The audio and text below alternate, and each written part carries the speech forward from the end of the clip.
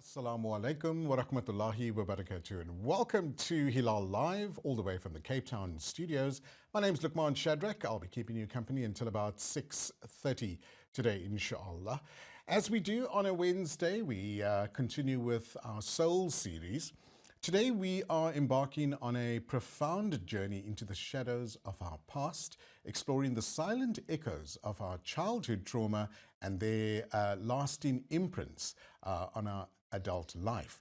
Now, these invisible bruises, though often concealed beneath layers of coping mechanisms and defense strategies, shape our personalities, our relationships, and even our perceptions of the world. Now in studio, I'd like to welcome back, as we do on a Wednesday, Fadwa Booley. Assalamu alaikum. Alaikum salam. Shukra so much for taking the time to come through and educate all of us as well. Today we're going to try and unravel the intricate tapestry of our adult behaviors. It's often said that our childhood lays the foundation for our adult life, right? How does early trauma that we haven't dealt with, especially experiences that children might not even recognize as traumatic, how does that shape our very fabric of our adult personalities? So the kids, what they do is they will create a way to cope with stressful strategies, right? And so let's say they're longing for connection with their mothers. So they get 4 types of behaviors that kids start creating. You either get the sickly child, so that's the child that's got the eczema, the asthmas, and that type of thing. Then you get the child that is the rebellion. No matter what attention they get attention, so they don't care, so they rebel. So every time the mother says, don't do this, they will do it because now they're getting the attention. Right. Then you get the helper child. The helper child will do everything in its power to please the parent because now I get praised. You're such a good child. So they become the helper child. And then you get the achiever child. Right, so they do everything in their power because when they achieve, when they're getting the trophies, when they're getting the certificates and the awards and all those things, they're getting recognition.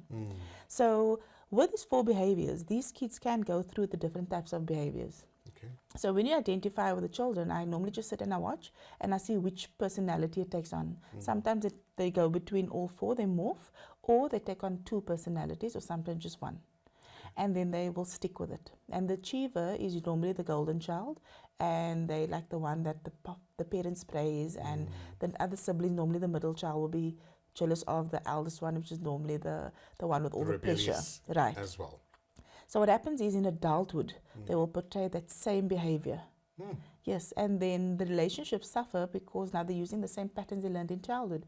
Because all your relationships in adulthood is everything related to how your parents, the attention you got from your parents in childhood. So it's trauma in some aspects. And you know, it doesn't always have to be negative trauma. Yes. It's just an experience that you went through that maybe you didn't quite deal with. Yes. That carries through to your adult life. Yes. So what is trauma? Trauma is something that happens, and it's how we perceive it, how we react to it, how we respond to it. So when you can't deal with it, it's stored somewhere in the body. Later on in life, it surfaces, and then we need to deal with it. Right. Now, what I tell clients is trauma is not something you can look for. So you see, when you're on a healing journey, and this happened to me now in lockdown in 2020, right? It happened to me because now I started digging and researching Dr. Nicola Pera and all these things. And then I thought I had to need to go back into the past to start healing things. And I started scratching and unraveling things, and I just went into a complete spiral of a type of depression, and it was in lockdown. Until one day I just heard that voice that came in, and it just said, you can't heal, you can't fix, you can't save, and you can't change.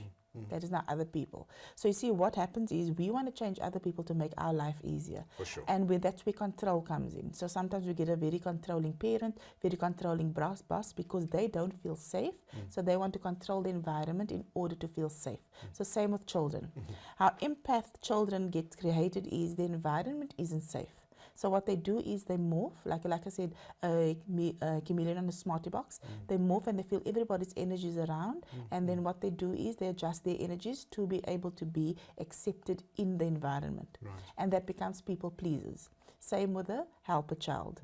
They're the helper. They'll do anything in its power to help the parent.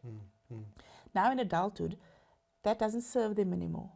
And then they struggle because now they're a helper. They're helping everybody on earth and nobody's helping them.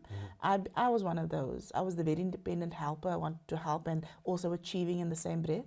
And now in life, at my age, I'm saying, I can't do this for everybody else. I need to focus on myself. So with trauma, any type of trauma, you don't dig. You have to wait for it to surface. Wow.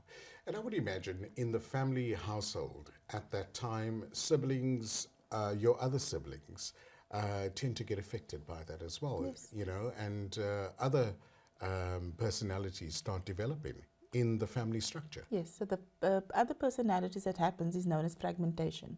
So Okay. fragmentation is when you're not feeling safe, you create another personality to keep you safe.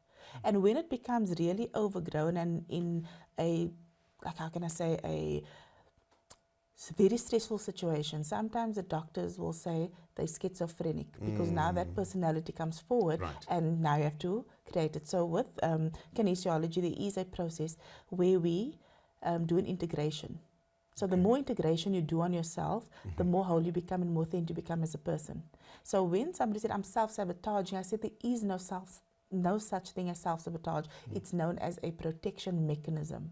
And that's where we find the fragmentation. I got you. And when I take you through that process, I will just deep state you, do a process and ask certain questions, and that personality actually comes forward and we debunk it. And we say, why are you protecting so-and-so? And then they will give all the reasons why. And those are the beliefs that we block in our body and why we can't be successful in an area or why we can't maybe stop being the people pleaser.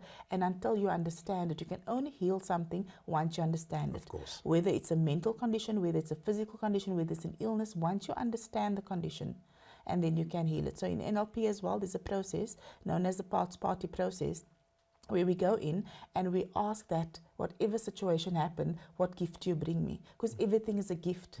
Everything in itself has barakah and khair in it. Right. Whether it's an illness, whether it's a mental condition, you need to find that barakah and you need to find that khair, because Allah will not give you something that you can't handle, and He won't give you the cure for it either, because everything has a cure. Of course, absolutely. Now, a recurring theme amongst adults, you know, is definitely, you know, who've obviously maybe faced childhood trauma, is the constant pursuit to be perfect or high achievement, you know, as we mentioned as well. How does growing up in an emotionally neglectful environment drive this relentless quest for validation, you know, because that's what we're looking for when we're trying to overachieve. Yes. So overachievers, yes, is the validation, and also because all we want to be as a human is be seen and heard and have connection. Yes. So who do we want connection from? Our mother, our father, because they are primary caregivers. Right. When we come onto earth, our mother's there to hold us, and all we want to be is close. Not all mothers have the capability and capacity to have that closeness with the child. Some parents go through postnatal depression, postpartum depression, and they can't even hold the baby. They cry so much, right?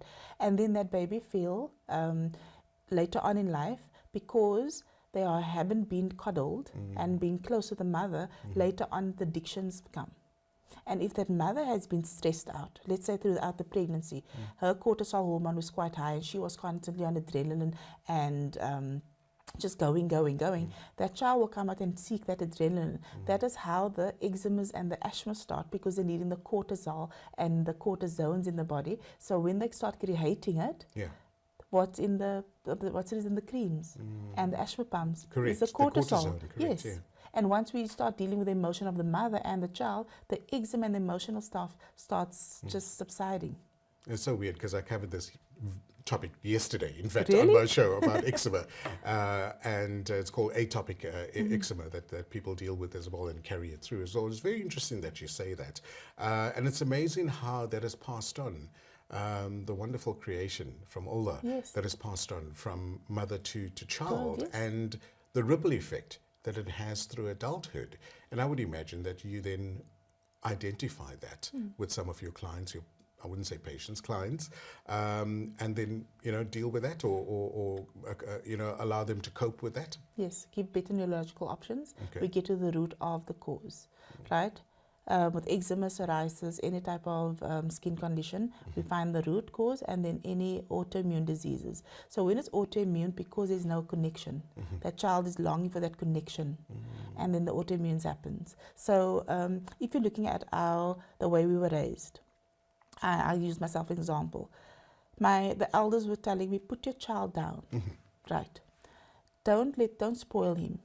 Is there really such a thing as spoiling a baby? If the baby's been 9 months in the body, in the womb, and now after 9 months that baby's out, that baby all he knows is inside of the mother, and the child probably doesn't feel safe on earth and wants to be with the mother. Correct. And now the doctors, some professionals will tell you, let the child sleep alone in the room, train the child for sleep and all that, and then later on in life, these traumas start surfacing. And they traced quite a bit. The study came up on addiction and finding different ways to cope. So your brain stops growing at the age of 25. The more you hold your child close to you, the brain develops in such a way that the child must naturally detach from you, and those children that naturally detach becomes confident beings on this earth, like really confident. Amazing. That is phenomenal. We're chatting with Fadwa Booley on the Soul series tonight. We're embarking on a profound journey, delving into our childhood trauma for those of us that haven't dealt with some of our issues, challenges, and how it can affect us into adulthood as well. We're going to take a break. Thanks for watching us on Hilaal Live. Assalamu alaikum and welcome back to Hilaal Live. Thanks for watching us on channel 347 on DSTV. Remember, you can also live stream on www.hilaal.tv. We continue with our Soul series with Fadwa Booley in studio today. We're discussing some of our childhood trauma that in some instances, if not treated or seen to, can affect us through our adulthood as well. Fadwa, thanks once again for joining us. Welcome. Now, our relationships, in most instances, are anchors, yet many who faced early traumas either shy away from them or find themselves in a perpetual cycle of seeking attachment, right, that we spoke about as well. Can you maybe shed some light on how childhood wounds actually influence our adult relationships, or how does that mold into a pattern in some instances as well? So let's say the pattern, you found somebody that you are, let's say a person, you found somebody that fills that void for you. What happens? You become attached. Right. What does Allah say in the Quran? Do not become attached to the dunya. Whatever you're going to become attached with, you're going to be tested with, right? So our tests are usually our health, our wealth, our children, and couples, marriages, relationships, right? So now when we become attached, that attachment is going to bring us pain. Okay, Right. for sure. Right. Yeah. So when it comes to, like, let's use a person with addiction, personality disorder, right? You found an attachment, you found something that makes you feel good.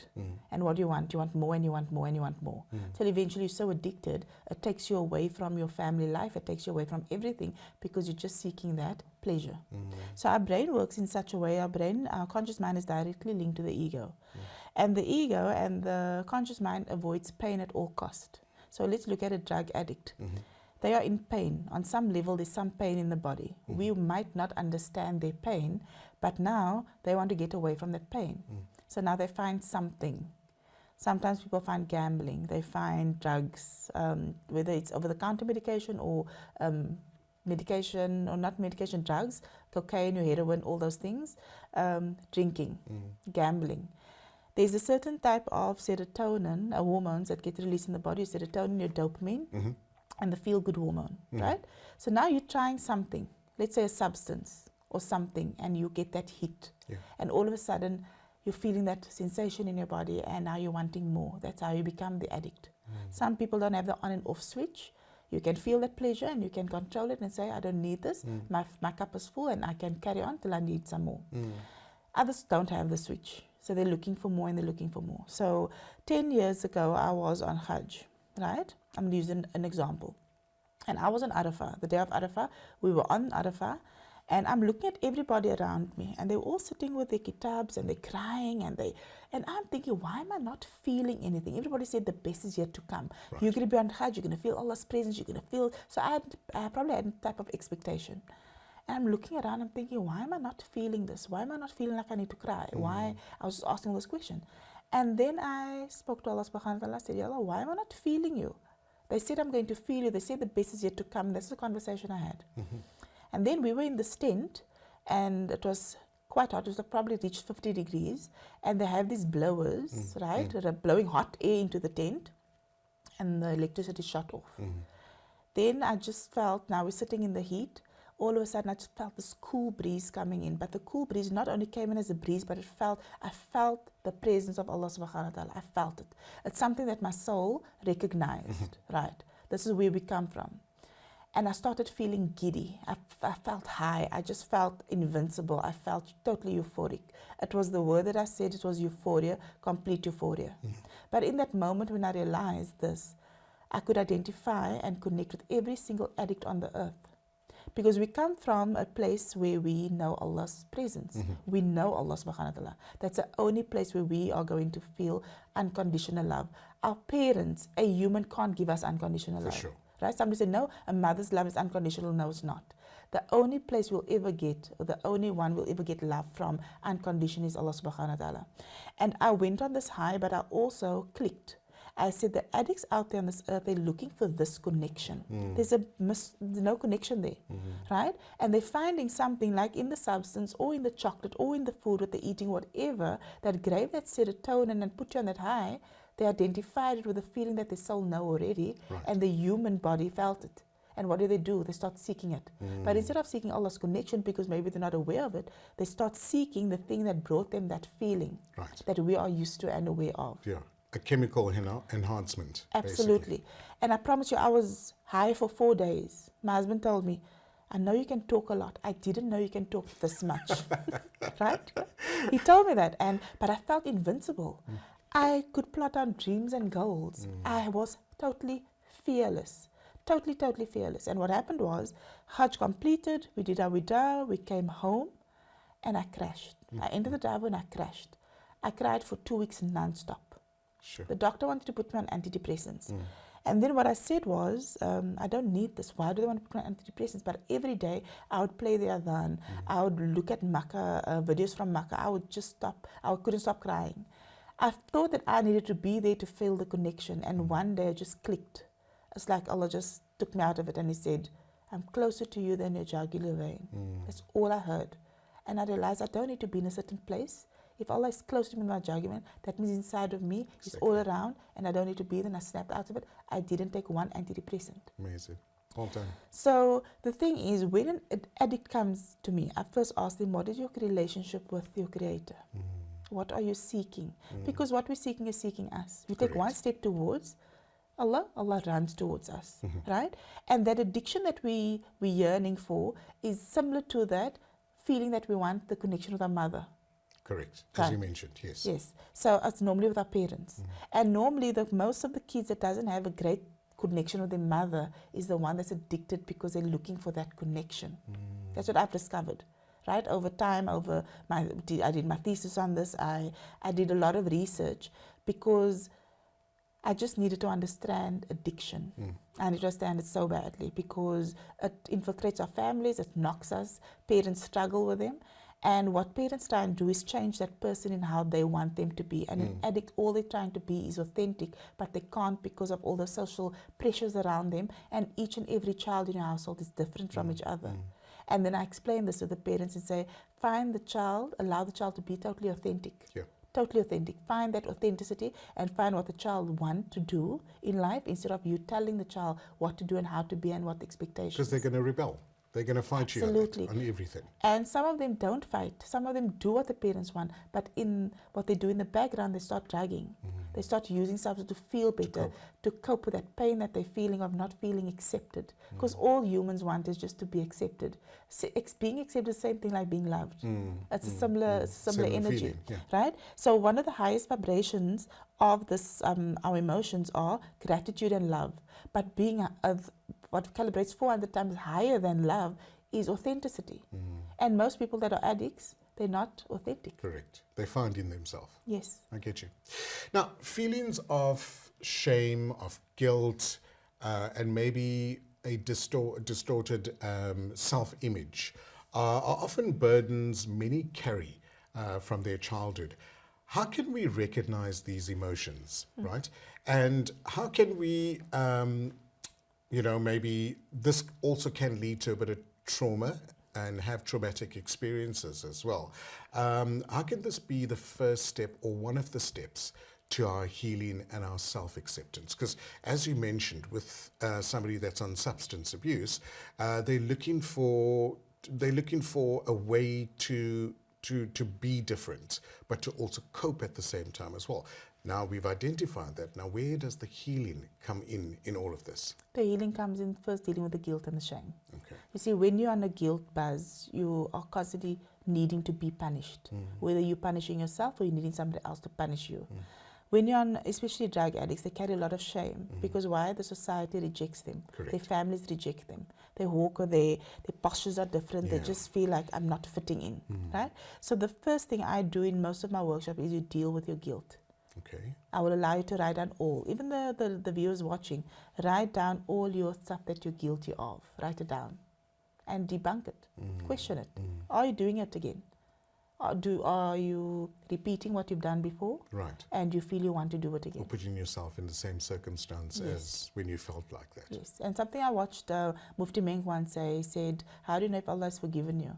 Is have you repeated what you've done? I've seen that, yes. Yes, and that was profound. I'm thinking the things we're feeling guilty of, we must believe that when we ask forgiveness, we are forgiven. Now, what Shaitan will do, he'll come whisper in our ear and we say, remember when you did that? And now the guilt and the shame start running. And then what happens? The pain starts surfacing. And then we want to get rid of the pain. How are we going to get rid of the pain? Oh, here's a nice chocolate. This is going to make me feel better. Oh, here's drugs. This is going to make me feel better. Let's just smoke weed. This is going to make me feel better. It's all about feeling better, but are we actually dealing with the guilt and the shame? Correct. So when there's no guilt and shame, you've got nobody controlling you. Absolutely. How can somebody blackmail you when they have something on you? On you, But correct. if you come out with it and you admit it to the world, he's got nothing on you. That's how Shaitan work. And I'm saying go clean out your closets and go admit all the stuff you've done. Right. Deal with it with Allah. If you've done something wrong, you sit on your musalla, you connect with Allah and you say, Allah, help me in this process. You don't have to launder your laundry out there. It's just about you dealing with it and making sure that your connection with Allah is in a good standing. Brilliant. I like that. I think that's an integral part in terms of moving forward and leaving that trauma behind, leaving those challenges and that burden behind as well. I mean, it's taking stock of where you are in your life, in every couple of years, every couple of months, is also very important. Do you have any workshops coming up? Yes, I'm running a campaign this month of September and October and November, inshallah. I'm opening it up to all the pensioners. I'll be reducing, and I want more elderly people to come deal with their stuff. Nice. I come across a lot of elderly, especially the pensioners, and then they're holding traumas from 20 years old, 30 years old. It's a long And I'm time. saying now it's time to get rid of the stuff. Yep. You You know, can so that- concentrate on you. Absolutely. Concentrate on them and yourself, and now it's time for you, right? And because if you're not going to deal with any of your stuff, your children's going to have to deal with it, and your grandchildren's going to have to deal with it. So deal with your stuff now. And so I'm quite excited about it. It was actually inspired 3 o'clock this morning. I should reach out to all the pensioners. And Okay. Where can they find you? Best okay. socials? best socials, WhatsApp, but okay, on social media it will be Facebook, Fadwa Booley. On Instagram it will be fadwa.mobiletherapies, and I'll be posting some stuff soon. Brilliant. Fadwa, thank you so much You're for coming welcome. into studio and sharing amazing knowledge. And we look forward to our next edition, inshallah. Inshallah. Have a great evening. You Assalamu too. alaikum. Alaikum salam. And that's how we end the Soul series for today. Fadwa will be back next week, inshallah, as well. We take a break for Maghrib from Makkah. And then I come back at about 6 o'clock, or just before 6 o'clock. Advocate Yusuf Khan Dalwai. We're chatting about the Muslim Marriages Bill. So if you wanted to know the latest update, do stay tuned to Hilaal Live at about 5 to 6. For now, for the Cape Town crew, we'll be back a bit later. Assalamu alaikum.